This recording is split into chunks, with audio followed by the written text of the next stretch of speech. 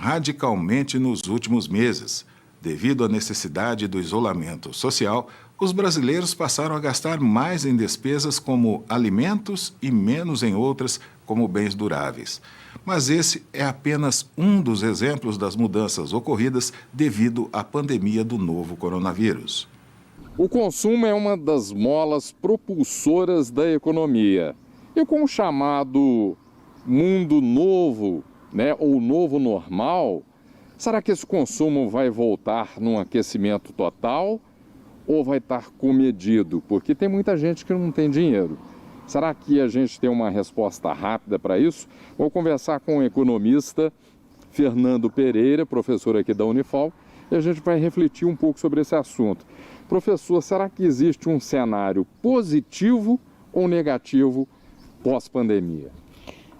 Esse cenário para os próximos meses, talvez para os próximos anos, ele vai ocorrer com uma forma mais lenta de recuperação da economia.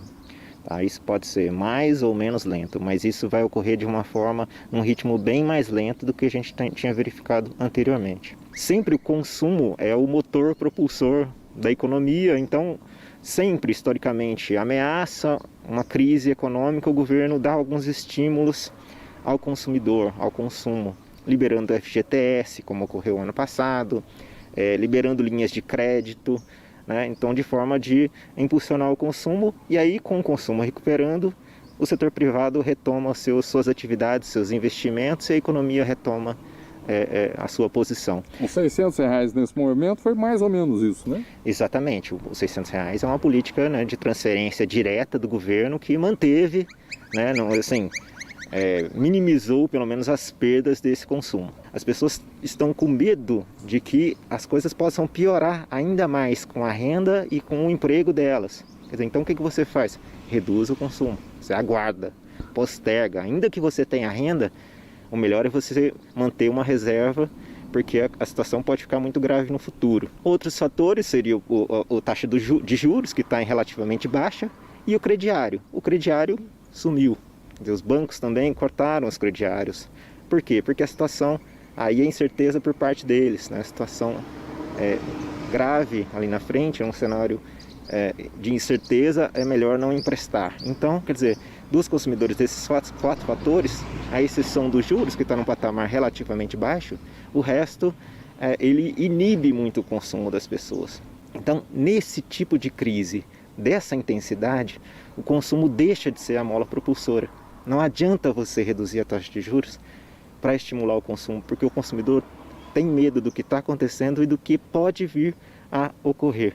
O investidor só vai investir se ele tiver perspectiva de vendas. As vendas estão caindo, então o estoque está aumentando, então ele não vai investir. O que poderia? Poderia vir do setor externo. Tá? A União Europeia, a Rússia, a China, uma nova China, uma China do jeito que esteve nos últimos 20 anos, ou os Estados Unidos.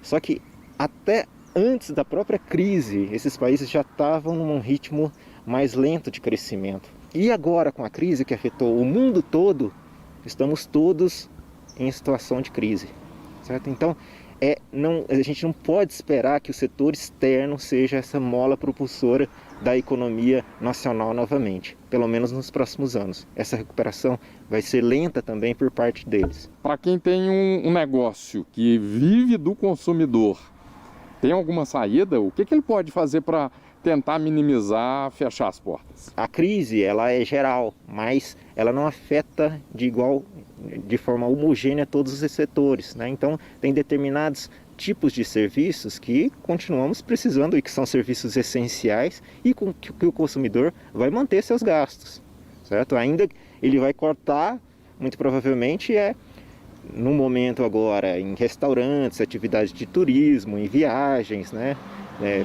principalmente nesses setores, Mas tem uma série de outros setores que estão, inclusive, crescendo, aproveitando oportunidades, como, por exemplo, o setor supermercadista, Então, assim, ao pequeno e médio consumidor, você conseguir explorar essas oportunidades. Da recuperação da crise, dela ocorrer de uma forma um pouco mais rápida, isso vai depender necessariamente da ação dos governos, não só do governo brasileiro, mas dos governos no mundo todo.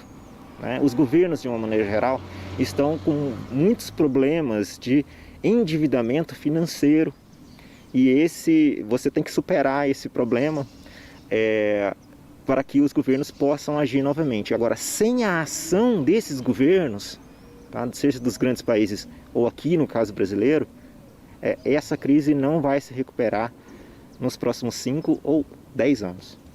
Professor, obrigado aí pela entrevista. Então fica aquela dica, né? Esse comportamento conservador pode ser bem positivo nesse momento, olhando para o futuro. Euclides Oliva para o Jornal